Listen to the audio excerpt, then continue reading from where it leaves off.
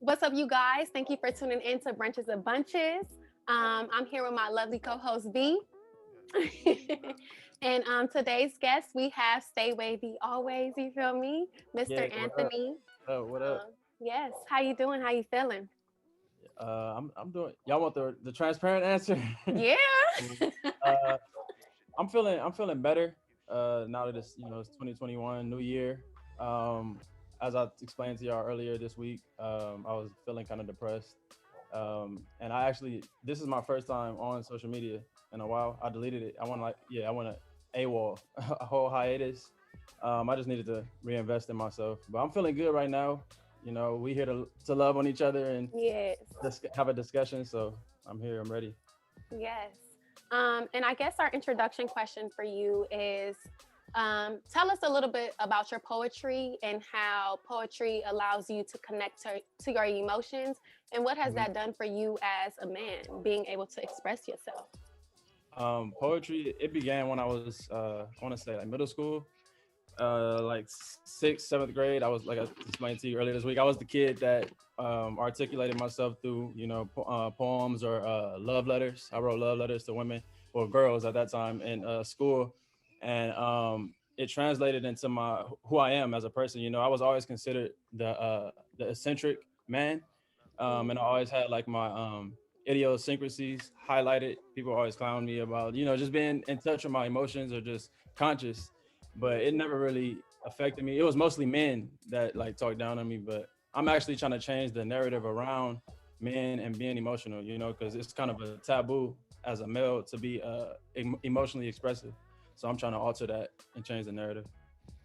And how has what has that done for you, like being able to connect to your emotions? Because for a lot of men, it's something that they fear, or that they just in society tells us that for men it's not okay to do that. But what has that done for you? Me personally, it just allows me to. I think being me, I mean, allowing myself to be emotionally expressive, it gives me total like sovereignty or like autonomy over myself, over who I am. I'm able to Hmm. be free. I don't have to like hide, conceal anything about myself. I can be genuinely who I am. Yeah. So poetry has just created, to me, it's therapeutic. Yeah. It gives me solitude. It's a way that I use to decompress, to relax and just unwind. But I love being able to articulate myself precisely.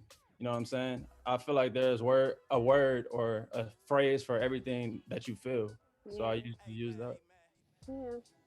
Okay. um And then I know I've read a couple of your poems, and the way you uplift women is very it's very magical. Mhm. And so let's talk about that. Let's talk about the ways in which you use your platform to uplift. I want to say all women, but more specifically Black women. As far as like my voice and power as a man, I think it's like multi-sectional. Like you can break it down into like three elements. um I think it's imperative to have some type of like historical context when it comes to women. You want to stay educated, you want to stay informed about history, and then also now, because your history informs your present. To me, that's Mm. what I believe. And I think that once you learn about what women endured during like antebellum times or like colonial times, and even now, you know you have a better understanding. And then as Black men, like I'm oppressed, in America. We've always been oppressed in America, but once you understand that sometimes you take on the role of your oppressors, Mm-hmm. by the way that you treat women. So I'm reading a lot like right now, like this book called it's called Black Marriage, Black Woman, and it's like really introspective. And I like when I say that black men take on the role of their oppressors every time a Black man fails to protect a woman or fails to come to the rescue or desecrates a woman's body or displaces Mm. a woman. You are ultimately being a resemblant of the oppressor. you Yes. know and as simple as it seems, it's way more intricate than just like you would think like one, two, three, what comes after one, two. But and then you think like when it comes to protecting women, why do you protect women? Because they're human beings. But a Yeah. lot of men, they don't process it that way.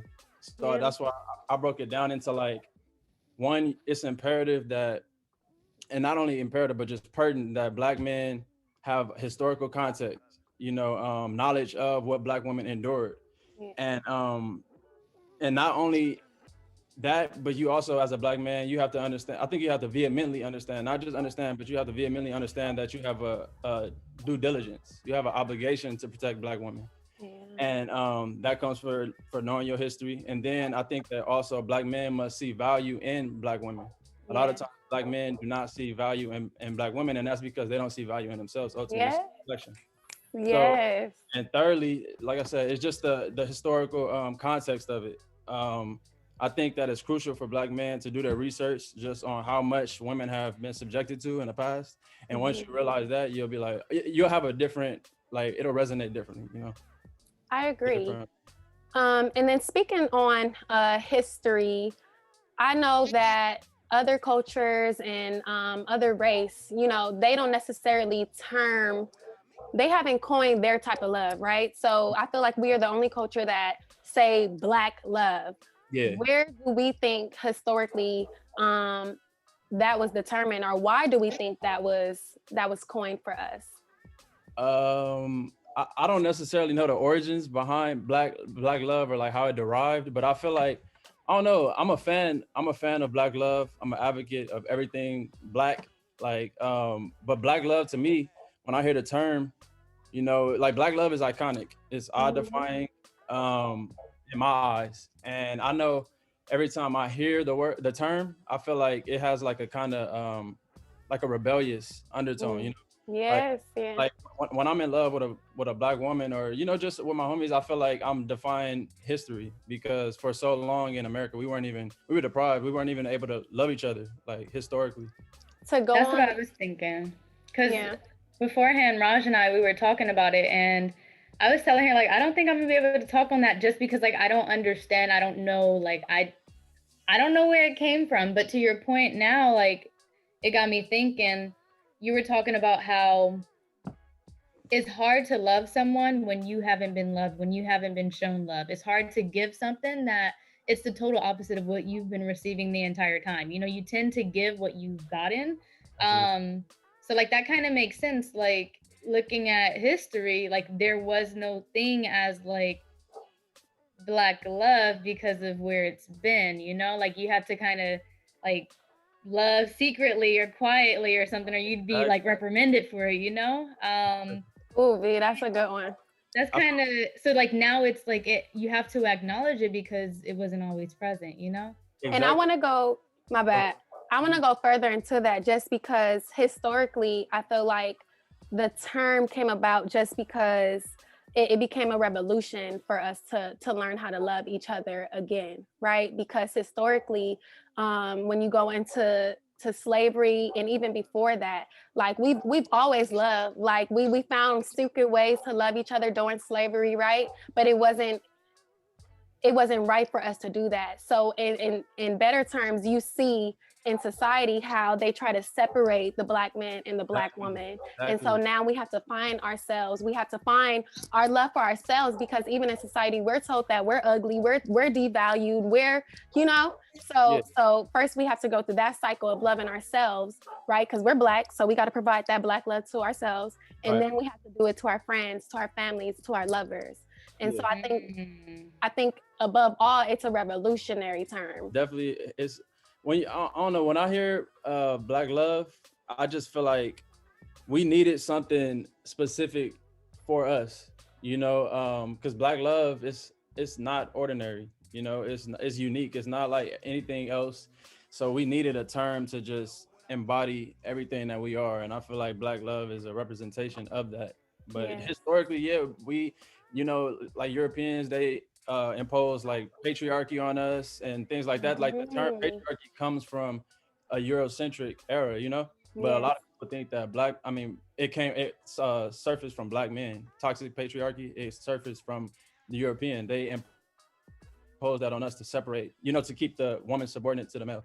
Yes. And in any type of love, and this brings me to my next question, Mhm. because I feel like in any type of love, you can't have Like where there's love, power should not reside. There should be no control over either, you know. And so how would you guys define love? Um, I honestly, defining love is like hard. Like I feel like one is too insurmountable. You know, it's like Mhm. too great, and then on top of that, I just think it's undefinable. Like it's something that you feel, and what's my I mean, what I identify as love, it might not be what you identify as love. You know, but I feel like the goal is ultimately the same. Yeah. Like I feel like me personally, I just want someone who will like who wants to commit. You know, like Mhm. knows intentionally that they want to commit for real, like to do this life thing for real, and just stay with me like through everything, like through the seasons, through like the fluctuations or whatever might happen in our lives. I need them to be that solid pillar in my life. I feel like that's what love is, just staying with somebody, not through everything because we're not allowing everybody to put us through anything, Right. but and even when people say like the good, I mean, as long as the good outweighs the bad, that ain't even a good analogy because like sometimes the good be right here and the bad be like right here, but it still outweighs it. But it's like a little bit more, and the bad gonna outweigh the good. So I feel like you gotta even be careful with that. You gotta be real leery of that. But yeah, I don't know love. I feel like we're all just novices. We're trying to experiment with it and Mhm. learn it, and it's a learning process. But I don't know. What about y'all? You I want to think go, we V? learned to love. Yeah, I think we learned to love. I think for me the way that I show love is by getting joy out of seeing someone else succeed or by seeing someone else happy or feeling good. You know, like I think about what would make me happy, what would I like to do or like to see or like to feel, and I try to give that to someone else, thinking, you know, like if I love it, then maybe it'll make them feel good too. So just trying to like spread Yeah. happiness.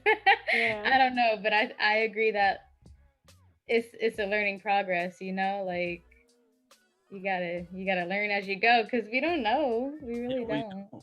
And I think a lot of times we place these unrealistic precepts on what love is, and we all are, like I said, we're all exploring it. We don't know what it is. So how can you put like how can you prescribe love to something when it's experiment? Like it's, you feel me? We're experimenting with it. We don't really know what it is. So I agree to a certain extent to the point where we we don't know what love is.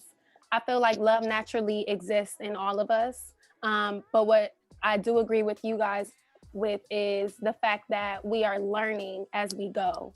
mhm. And some of the things that we learn are the values that you guys mentioned. So commitment, right? Loyalty, trust, joy in a relationship. I feel like all of those components plus more is what love is. And when people try to pick apart, I feel like is when you get an unbalanced relationship or when you get care, maybe like a relationship might be filled with care, right? But that doesn't necessarily mean that it stood on the values of love. Right. Because what I might take as care, like getting whoopings, right? Some families don't do that, but my family did. And so I looked at it as a way as they cared and they loved me to see me do my best, right? Hmm. And in some other families, they don't do that, but they practice other ways of loving. So I think that love is all of these components, but we just have to we have to learn the components honestly, and some of us kind of restrict our ways to learning. Yeah. Um, yeah. Yeah. Because when we're children, I don't think we're naturally anything. I think that you get influenced. You learn things from the way you're socialized, the way your parents, your upbringing, things like that. It all is an ingredient of what love is for us. So Yeah. if you're a child and then you grow up abused, that's gonna be your representation of love when you grow up. Hmm. You're gonna, and then especially when people reinforce it, like you get abused, and then your parents reinforce it with like "I love you." It confuses Yeah. you as a kid. So when you get older, you start to abuse things, and then you Mm. still feel like you love it because your parents taught you that. Mm.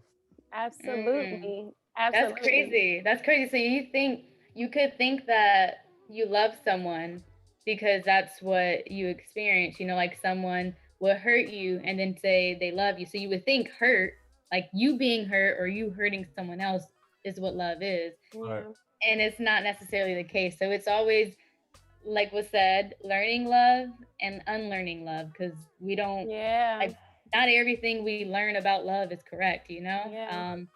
But I think essentially just like thinking about things that you go through and what it makes you feel like. So if something bad happens to you and you don't like the way you feel, hopefully you know not to do it to somebody else, you know? Like you kind of catch on to those little cues and stuff. Absolutely. I feel like that's it. Go ahead. No, you go ahead. It's on you.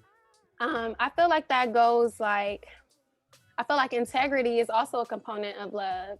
And like I briefly mentioned, like I feel like if you're not willing to grow in a relationship, if you're not willing to be challenged by your partner to become your best self, because I do believe that relationships, if you're open and willing, then you will grow, right? But if you're not, then you're constantly a reflection of your trauma, and it will continue to reflect in all of your relationships until it's healed, you know?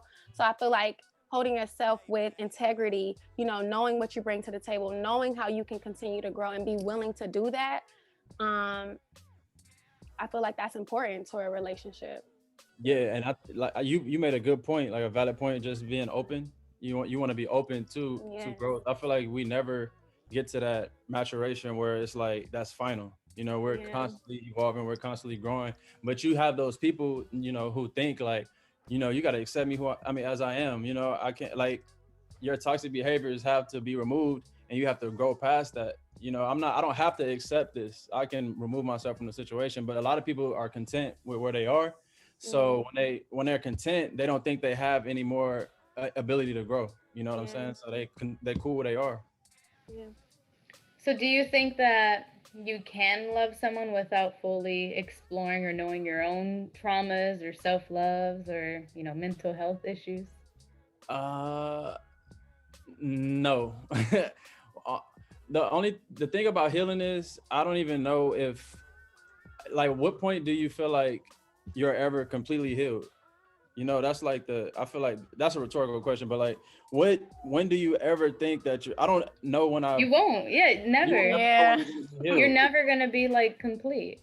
Because when I like to use the analogy of like, as a kid, you get a cut or something on your arm, like it won't physically be a burden anymore after it heals, but it's like, and you might not even notice it, but then you look down at it every time, and it's a psychological thing too. You Mm-hmm. look at the scar and you're like, dang, I know how that felt when it happened. So I think with healing, you can heal from a situation, but it's still in your cognitive. You're still like, damn, I experienced that. So that's how I think that's what affects a lot of relationships. Like we get over stuff, but then when you get with somebody Mhm. and they resemble something like, a character flaw or like a quality that you didn't like, you automatically revert back to who you were with, and you're like, damn, I didn't like that in the next person, and it might not even be that deep. Mm. I think I think for me, because I'm still, as we all are, exploring like my trauma and my healing. But I think what I found comfort in is the fact of how I respond to certain situations. And because I have this idea that life is always going to be challenging, something is always going to make you remember something that you've been through. I think it becomes a way of how you respond to the situation.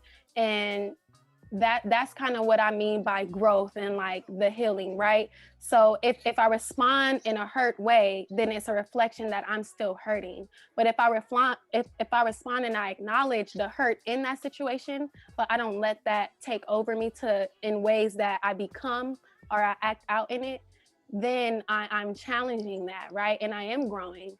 And Mm-hmm. so in a relationship, I think you have to look at your partner in the same way, because they are going to start to reflect some of the things you've been through. We are like mirrors, lovers to me are mirrors, and we reflect each other. So to answer your question, B, I feel like if you are willing to grow, then you will. Because I want to take it to like soulmates, like a lot of time in like those type of connections, you witness certain stuff about yourself that mirrors back to you that you want to grow, and so if you have that type of mindset, like, okay, you pushing me, I love it, let me keep going even when it's hard, then I feel like you can be in a relationship. But if you're content with who you are and you're not open-minded, then I feel like the relationship can become very toxic. That makes sense. That Do makes you, sense. do you both feel like we have more than one soulmate? Yes. Okay. Okay. As long as I know a lot of people that they feel like they only know that there's one soulmate in the world for them. It's one person out of all these people in the world. And once that ends, then it's just over. Like, you know. But I feel like we have multiple Yeah. soulmates just because we like with growth. We grow in different phases. So it's like we might be at a certain maturation here and we outgrew each other. And now there's somebody that might be on my same, you know, mental wavelength or like, you know, just like maturation velocity. And you come across that person and then you know, you really just never know what soulmate. Like, I feel like that term is thrown around too loosely. It is. It is. Yeah, I agree. So do you think that marriage is like a limiting constraint based upon fear? Marriage. Yeah, so like if you're saying you have more than one multiple soulmates. Mm-hmm. I wanna give my term of soulmate really fast because Right.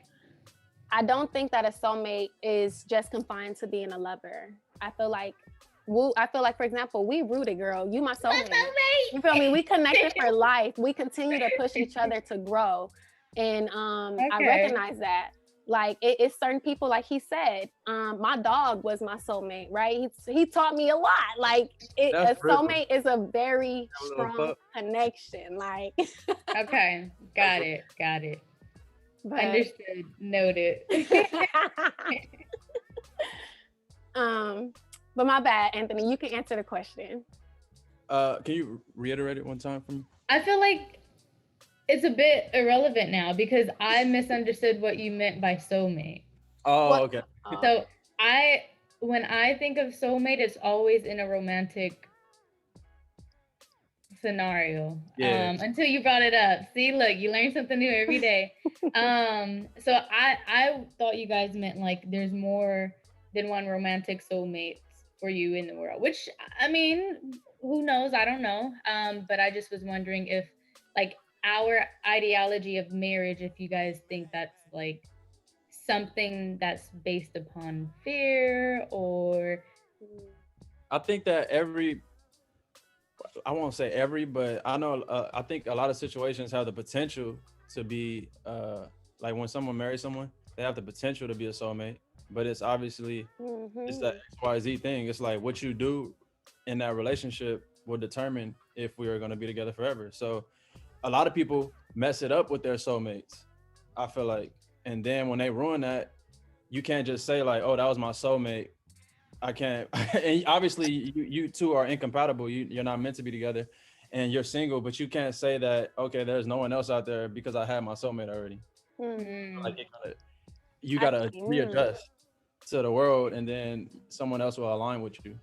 You know, it's crazy. I feel like people don't ruin relationships. Inability to communicate does. So like, if there's something that I was once in love with you about and that thing disappeared or I outgrew that, like that fantasy or that attraction and there's nothing else, then I'm going to assume like, oh, it's done. Like, I don't want you. But really the communication would sort of like clarify what I actually want maybe. I don't think people ruin relationships. It's them not being able to communicate effectively. Yeah, I agree. Ooh, yeah. To an extent, huh? To an extent. I agree. What you said about what did you say prior to that? You said something about you you just didn't have you said nothing in common, or I think you spoke about like let's say you fall in love with someone when you're 10. Why do you fall in love with that person? Obviously when you're 25, that one thing that made you attracted to that person when you were 10, totally irrelevant, you know? Like they gotta have something that's gonna be continuously making you fall in love with them every day, you know? That's part of growing too, though. That's like, because people aren't creative.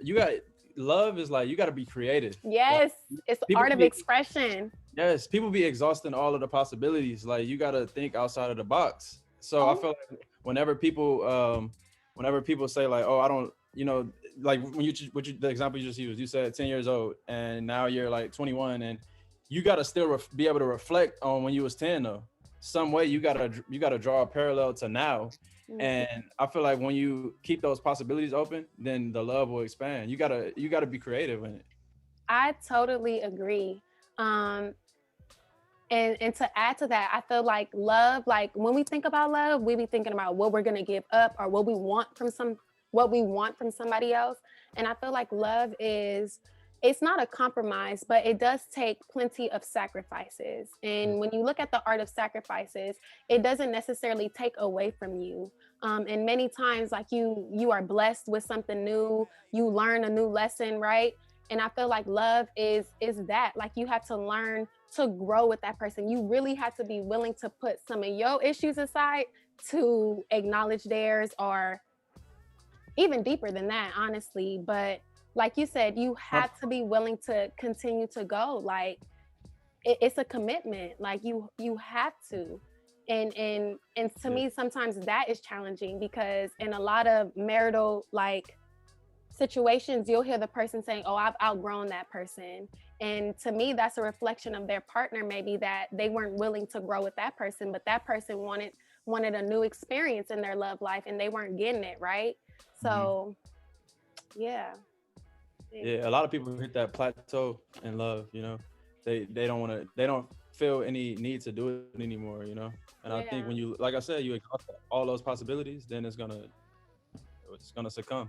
Yeah. Okay, because I don't know if you guys see the timer on yours, but 2 minutes left. yeah. So I kind of want to, just in case it cuts off before we do our toast, I want to do our toast, y'all. And so our toast is, my love is blank, right? So y'all got y'all little sippy sip? Yeah. Go ahead. And I know, Anthony, we barely, this 40 minutes is not cutting. Shout out to Black women, all type of stuff. Oh, yeah. No, you can definitely get that in. Matter of fact, skirt, let's go back. Let's get into, yeah. If I stumble over my words, I was going to originally recite a poem, but I recited it before. But I want to just take the time to shout out Black women, all Black women, and just begin by saying that, to me, at least, you are immaculate, you are regal, you're just perfect, in my eyes. And regardless of what society might try to say about you, it can never sway me away. I'll always desire Black women. And, just a reminder that everything that you are doing and everything that you've done in the past and that you will do in the future, it is and will be of great significance, and it won't ever go unacknowledged. So just continue to be pioneers, continue to pave the way, and just continue to be evidence of Black excellence, And sincerely, from a Black man that loves you dearly. The tribute, we don't really got time for the tribute. That was going, you feel me? I wanted to do that, but it's less than a minute. We could do the toast. Oh, so I loved it. Okay. Left, my love is learning. My love is open. My love it's imperfect, but it's pure. I like that. Okay. And with that being said, Anthony, thank you for tuning in. We appreciate you. We love the tribute. Any woman that watches that is definitely going to feel touched. And so to all of our viewers, make sure y'all support us by commenting, and subscribing. We'll leave Anthony's tag so that y'all can go show him some love as well. Thank y'all for tuning in, and it's a wrap, y'all.